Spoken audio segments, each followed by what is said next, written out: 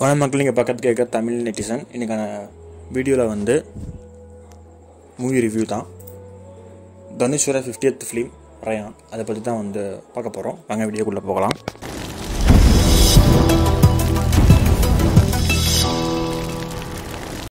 அதுக்கு மேலே நம்ம சேனல் நிறைய சப்ஸ்கிரைப் பண்ணாமல் பார்த்துட்ருக்கீங்க. வீடியோ போகிறவங்க சப்ஸ்கிரைப் பண்ணி பார்த்தீங்கன்னா வீடியோ போட்டு எனக்கு கொஞ்சம் மோட்டிவேஷனாக இருக்கும். இப்போது இது வந்து தனுஷோட 50th ஃபிலிம். எல்லா ஆக்டருக்குமே ஒரு அச்சீவ்மெண்ட் இருக்கும், நம்ம ஒரு 50 படம் நடிச்சிடணும் அப்படின்னு சொல்லிட்டு. அதில் பார்த்திங்கன்னா சில பேருக்கு தான் 50th ஃபிலிம் பயங்கரமாக ஹிட்டாக இருக்கும். உதாரணத்துக்கு அஜித்தோட மங்காத்தா சொல்லலாம். இப்போ ரீசெண்டாக வந்து விஜய் சேதுபதியோட மகாராஜான்னு சொல்லலாம். தனுஷ்க்கு பார்த்திங்கன்னா இது 50th ஃபிலிம். ஸோ இது எப்படி இருக்குது பார்த்திங்கன்னா, ஓகே, ஒரு நல்லா இருக்குது அப்படின்னு சொல்கிற மாதிரி தான். தனுஷை பற்றி சொல்லணும்னா 2002 வந்து பார்த்திங்கன்னா துள்ளுவதோ இளமை, அதிலேருந்து ஸ்டார்ட் பண்ண அவரோட ஆக்டிங் கேரியர் பார்த்திங்கன்னா இப்போது ரயான் வரைக்கும் வந்திருக்கு 50th ஃபிலிமில். அப்போ நடிக்கும்போது பார்த்திங்கன்னா இவெல்லாம் ஒரு ஆக்டரா, இவன் வந்து ஆக்டிங் மெட்டீரியலுக்கு, ஹீரோ மெட்டீரியலுக்கு செட் ஆவானா அப்படின்னு சொல்லிட்டு நிறைய ஆக்டர் வந்து அப்போ இருந்த ஆக்டர் வந்து சொல்லியிருக்காங்க. அது யாரும் உங்களுக்கே தெரியும். அங்கேருந்து இந்த பொசிஷனுக்கு வரதுன்றது ஒரு பெரிய விஷயம்.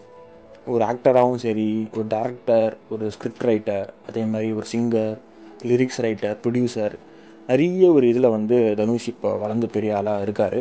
அதுக்கு காரணம் முக்கியமாக அவரோட உழைப்பு தான் நம்ம சொல்லி ஆகணும்.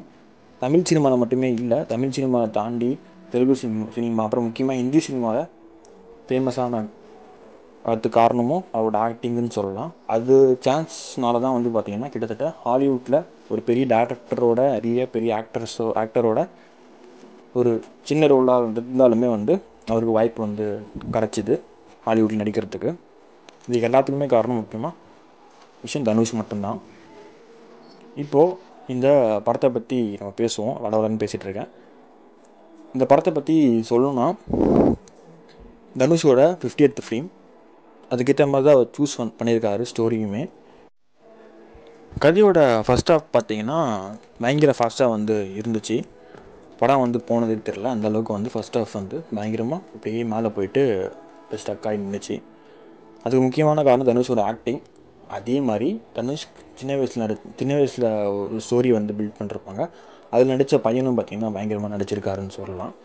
அதுக்கப்புறம் சந்தீப் தனுஷோட காம்போ, அது வந்து பயங்கரமாக ஹிட் ஆச்சு. இப்போ சந்தீப்போட லவ்வு, ஸோ அதுவும் பார்த்திங்கன்னா அந்த லவ் சீன்ஸ் பார்த்திங்கன்னா நல்லாவே இருந்துச்சு. அதுக்கு போட்ட பேக்ரவுண்ட் மியூசிக்கு இந்த படத்தில் பார்த்திங்கன்னா பெரிய பாய் வந்து சம்பவம் பண்ணியிருக்காருன்னு சொல்லலாம். இதுக்கு முன்னாடி பண்ண படத்தில் வந்து அந்தளவுக்கு மியூசிக் இல்லைனாலுமே இந்த படத்தில் ஏஆர் ரஹ்மான் வந்து பயங்கரமாக மியூசிக் போட்டிருக்காரு. 90s ஏஆர் ரஹ்மானை கொண்டு வந்த மாதிரி இருக்குதுன்னு சொல்லலாம் கண்டிப்பாக. ஏன்னா கரெக்டாக எங்கே பிஜிஎம் போடணும், அதே மாதிரி மியூசிக் எங்கே இருக்கணும், சவுண்ட் எஃபெக்ட் எங்கே இருக்கணும், கரெக்டாக சவுண்ட் மிக்சிங் எங்கே பண்ணணும், அதெல்லாம் வந்து பக்காவாக இந்த படத்தில் வந்து பெரிய பாய் வந்து பண்ணியிருக்காரு. எஸ்ஜே சூர்யா, செல்வராகவன், ஸோ இவங்க 2 பேரும் பார்த்திங்கன்னா சப்போர்ட்டிங்காக வந்து இருக்காங்க தனுஷோட.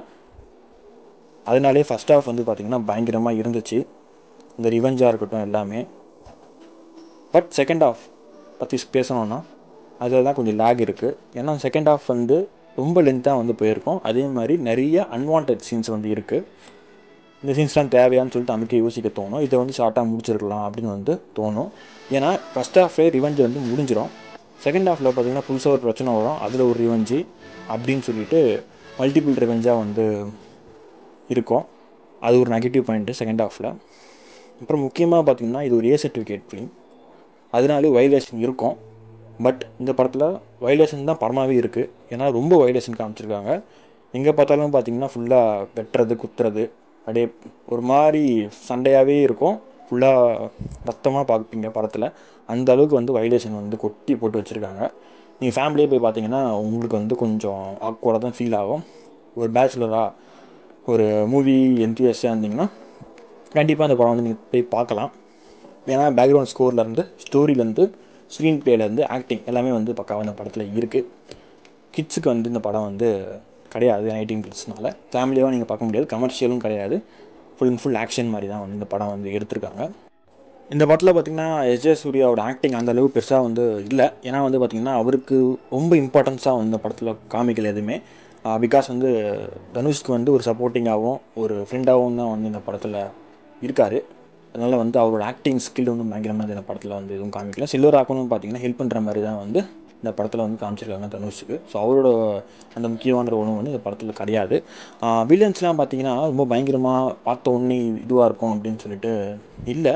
ஏன்னா அது காரணம் வந்து சப்போஸ் சூர்யா வில்லனாக போட்டிருந்தாங்கன்னா மேபி வந்து அந்த வில்லனோட ஒரு வில்லன் ஹீரோ ஃபைட் வந்து பயங்கரமாக இருந்திருக்க சான்சஸ் இருந்திருக்கும். பட் அந்த மாதிரி இதில் கொண்டு வரல. கொண்டு வர நல்லா இருந்திருக்கும்னு எனக்கு தோணுச்சு இந்த படத்தில். சூர்யா வேஸ்ட் பண்ணிட்டாங்கன்னு ஒரு ஃபீலிங் இருக்குது. மற்றபடி பார்த்தீங்கன்னா தனுஷோட கிளைமேக்ஸில் வேறு அந்த எமோஷன் சீன்ஸ்லாம் பார்த்தீங்கன்னா பேக்ரவுண்டில் வந்து ஏரன் வச்சுட்டாரு. அதே மாதிரி ஆக்டிங்கும் வந்து தனுஷ் வந்து பயங்கரமாக பண்ணியிருக்காரு. நமக்கே வந்து ஒரு ஃபேமிலி ஃபீலிங்ஸ் வந்து வரும் அந்த கிளைமேக்ஸ் சீன்ஸ்லாம் பார்க்கும்போது ஃபீலிங்ஸ்லாம். ஸோ அந்த சென்டிமெண்ட் சீன்லாம் வந்து தனுஷ் வந்து நிறைய பண்ணியிருக்காருன்னு சொல்லலாம். அது வந்து அவருக்கு ஆக்சுவலாக நேச்சுரலாகவே இருக்கும் அந்த ஆக்டிங் ஸ்கில்லு. ஸோ அது நிறைய பண்ணியிருக்காரு. மொத்தத்தில் இந்த படம் பார்த்தீங்கன்னா ஹிட்டும் இல்லாமல் ஆவரேஜும் இல்லாமல் குட் அப்படின்னு வந்து சொல்லலாம். தனுஷோட 50th ஃபிலிம். நீங்கள் படம் பார்த்துருந்தீங்கன்னா கமெண்ட்டில் மென்ஷன் பண்ணுங்கள் படம் எப்படி இருக்குன்னு சொல்லிவிட்டு. வீடியோ பசங்க லைக் பண்ணுங்கள், ஷேர் பண்ணுங்கள். நெக்ஸ்ட் வீடியோவில் மீட் பண்ணுறேன். Bye bye.